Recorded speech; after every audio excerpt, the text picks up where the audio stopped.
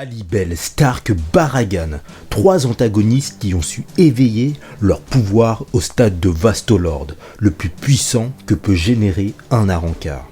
En dépit de leur résurrection fabuleuse et du potentiel de destruction non négligeable qu'ils peuvent générer, ces trois personnages-là font souvent l'objet de critiques au sein de la communauté Bleach.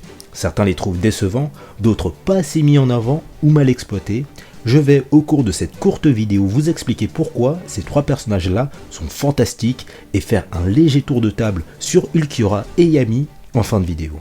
Bienvenue à tous au sein de la Gazette du Seireitei, courte vidéo d'analyse des Vastolords de l'arc Arrancar. Dis-moi ce que tu penses de ces trois personnages-là, de ces trois holos dans l'espace commentaire, et dis-moi si tu aimes ce type de format un peu plus court que j'essaie d'instaurer petit à petit sur la chaîne. Bref, trêve de bavardage, on va commencer tout de suite par la demoiselle du trio, Tia Alibel, qui je pense est la plus controversée des trois Vastolords présents ici.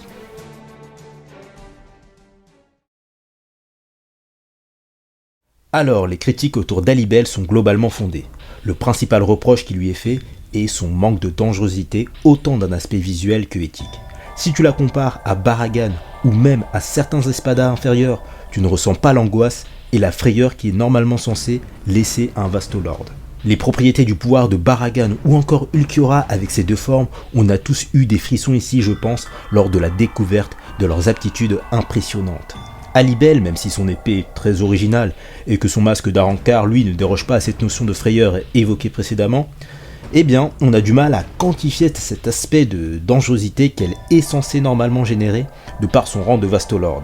Lorsque Hitsugaya a rétorqué que si le Gotei se verrait confronté à 10 holos de rang Vasto, ce serait la fin de Soul Society, dit Stark oui, dit Baragan sûrement, dit Alibel ça effraie tout de suite moins bizarrement.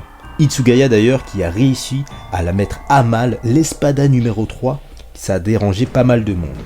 Toshiro en grande difficulté contre Xiaolong qui est un Fraction, bon, après à l'époque t'avais l'excuse de la libération illimitée en cours, mais Lupi qui est 3 rangs de moins qu'Alibel, a donné plus de difficultés à Toshiro que la dame Arrancar. Comment est-ce possible ? Comment est-ce possible que Toshiro, qui a dû attendre l'intervention d'Urahara pour renverser la tournure du duel, arrive à faire jeu égal avec Alibel, qui est censée être largement plus puissante que Notora, Lupi, Grimmjow. On a du mal à y croire, surtout qu'il s'est écoulé pas plus de 2-3 mois entre l'affrontement de Lupi puis celui d'Alibel. Toshiro est certes un génie du combat, mais tu ne peux pas autant réduire l'écart de puissance en aussi peu de temps. Et le fait que Shiro puisse alimenter ses attaques avec les propriétés de Tiburon ne justifie pas le manque de prestance qu'Alibel a laissé au lecteur.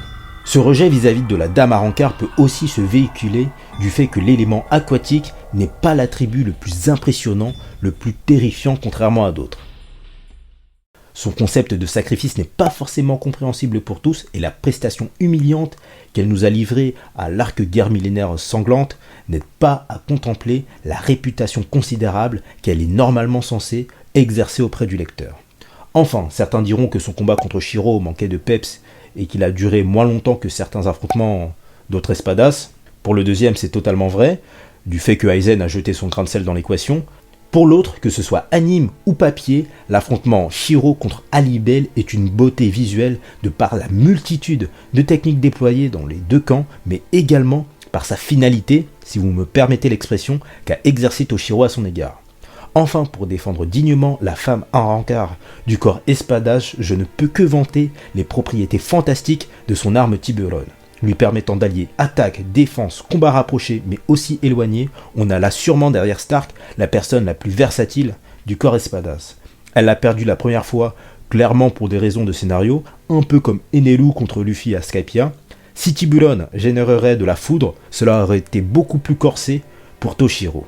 Elle est l'une des rares espadas à avoir une totale relation de confiance et de respect mutuel avec ses fractions, et petit teasing des romans, mais même si elle ne se bat pas énormément à l'intérieur de la trilogie Kenfir, l'écriture et le traitement qui lui sont accordés sont fantastiques. Vraiment, elle dispose d'une attention particulière dans ces aventures-là, et son tempérament calme et réfléchi et ses capacités d'analyse ont été des atouts non négligeables dans la trilogie Kenfir. D'ailleurs, saviez-vous que Zomari et Alibel auraient pu voir leur numéro changer au dernier moment ? L'auteur était indécis quant à la position de ces deux-là, mais Zomari aurait pu finir Vasto et Alibel numéro 7. Et son design en Resurrection, franchement. Entre la version manga et anime, le choix est vite répondu pour ma part. Et vous, laquelle est votre favorite? Dites-le moi dans l'espace commentaire.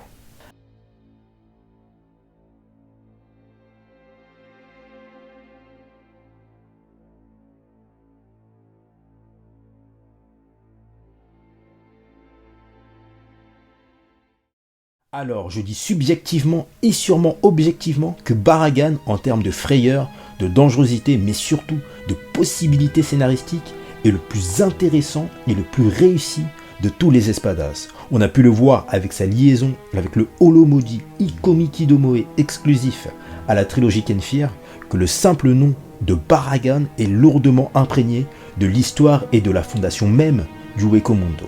Franchement, en toute honnêteté, je ne lui trouve aucun défaut. Des gens vont se plaindre parce qu'il a affronté l'un des capitaines les moins puissants du Gotei, mais là, il ne s'agissait uniquement d'un fait de circonstance. Surtout que la fessée qu'il a infligée à Fon, dont Baragan, c'est vraiment l'espadas où je me suis vraiment dit comment ils vont faire pour le coucher. C'est impossible.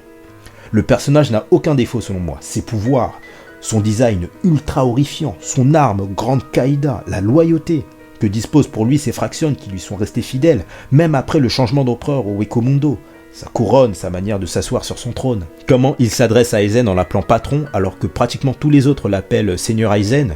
Heureusement que Baragan a été là dans cet arc parce que entre les rebelles assoiffés de pouvoir et les fanatiques soumis corps et âme à Susuke Aizen, Luisenbarn a été le seul à disposer d'une réelle identité, une prestance, une image et a suscité beaucoup de frayeur pour ma part lors de la découverte de ses pouvoirs. Son aspect de la mort est parfaitement retranscrit et sa mort est très technique, bien réalisée pour ceux qui peuvent prétendre un aspect négatif du personnage. L'un des seuls points qui m'est un peu dérangé est qu'Aizen l'a vraiment couché un peu trop rapidement à mon goût, mais bon, ça c'est une autre histoire, et on aurait tous voulu, je pense, un affrontement entre lui et Yamaji. Mais bon, ça sera peut-être possible dans une autre timeline.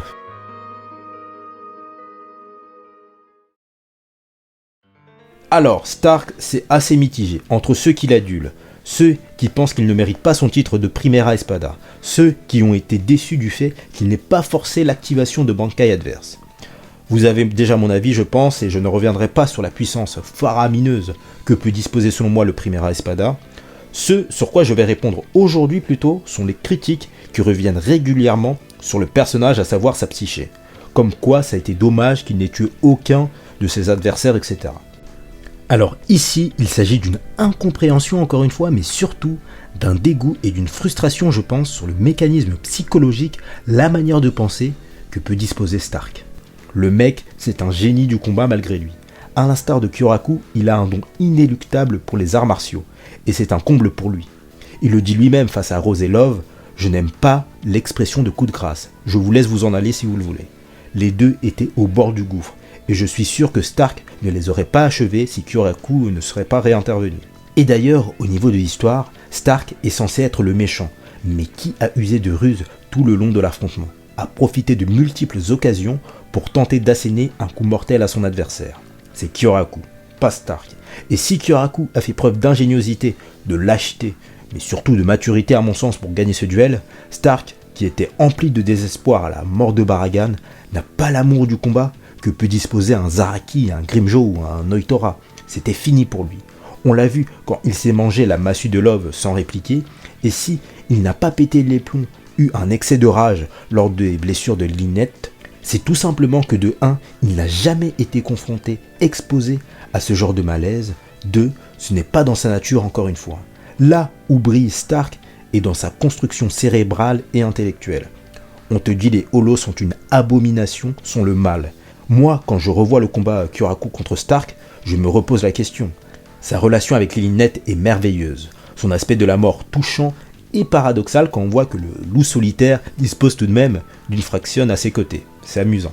Son combat contre Kyoraku, sa résurrection, ses armes, ses pouvoirs, son intellect, aucun défaut. La meilleure capacité d'analyse du corps espadas. Et cette image humaniste des Arrancars et l'aspect démoniaque du côté Shinigami, on l'a retrouvé ici, mais surtout lors de l'affrontement final d'Ichigo contre Ulquiorra, où plus le Shinigami repousse avec les limites de l'impossible, frôle avec les ténèbres, là où des espadas s'humanisent et peuvent recevoir de véritables émotions. Invraisemblable pour des êtres constitués de vide.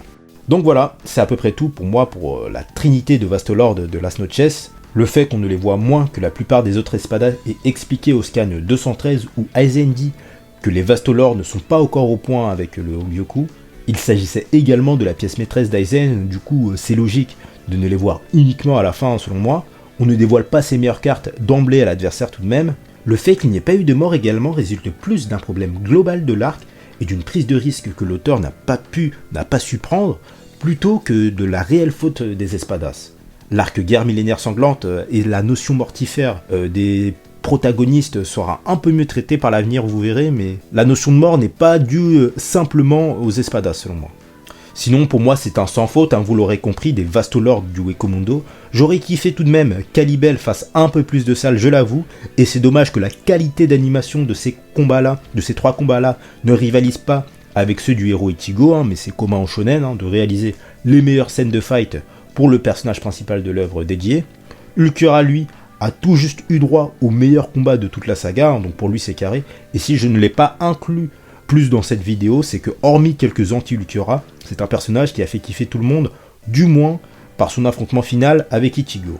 Et j'aimerais beaucoup parler de cette scène, de ce combat-là contre Ichigo Vasto sur la chaîne, ou de sa relation avec Yami, et qui est le plus fort entre ces deux personnages-là, parce que ça fait beaucoup débat sur les réseaux sociaux, donc je ferai un sondage sur Twitter, donc n'hésitez pas à venir me follow sur les réseaux sociaux, à me donner votre avis sur l'espace commentaire, à partager et liker cette vidéo si elle vous a plu, si vous avez appris des trucs, et à vous abonner dès à présent pour ne rien rater des prochaines vidéos. La suite de Bleach a été annoncée en anime et en manga papier, donc c'est vraiment le bon moment pour se tenir au jus des actualités et des éventuelles nouveautés qui vont venir sur le manga en s'abonnant sur la chaîne. Vos commentaires m'ont bien aidé dans l'élaboration de cette vidéo, alors n'hésitez vraiment pas à venir échanger de Bleach ou autre en message privé. Je vous dis à très bientôt sur la Gazette pour un petit top des meilleurs moments, des meilleures scènes de l'arc Soul Society. Sur ce, portez-vous bien et à bientôt. Tojite Suzumushi.